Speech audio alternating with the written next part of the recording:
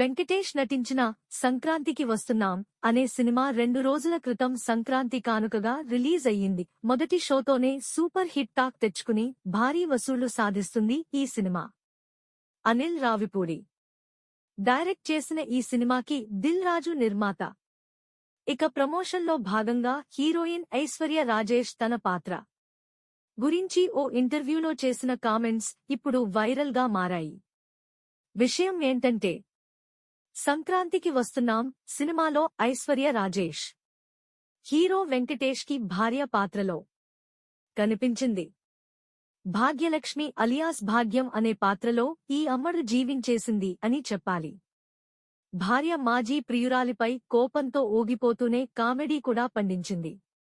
ఇంత వెయిట్ ఉన్న పాత్రకి ఐశ్వర్య రాజేష్ ఫస్ట్ ఆప్షన్ కాదట. ఎందుకంటే ముందుగా ముగ్గురు హీరోయిన్లని భాగ్యం పాత్ర కోసం అప్రోచ్ అయ్యాడట దర్శకుడు అనిల్ రావిపూడి. అయితే ఆ ముగ్గురు హీరోయిన్లు ఈ పాత్రని రిజెక్ట్ చేశారట. వాళ్లు రిజెక్ట్ చేయడానికి కారణం భాగ్యం అనే పాత్ర నలుగురు పిల్లల తల్లి కావడమే అని చెప్పాలి.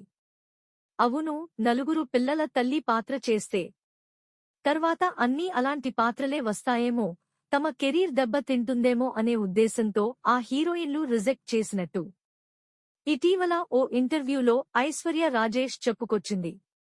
పిల్లలకు తల్లిగా నటించడం అనేది రిస్క్ కాదని, మంచి అవకాశం అని. మరో హీరోయిన్ మీనాక్షి కూడా లక్కీ భాస్కర్ లో ఒక పిల్లాడికి తల్లిగా చేసిందని, అయినా ఆమె టాప్ హీరోయిన్ గా దూసుకుపోతుందని ఐశ్వర్య రాజేష్ చెప్పుకొచ్చింది. Please like and share, subscribe to BCN Telugu News. Please like, share and subscribe to BCN Telugu News.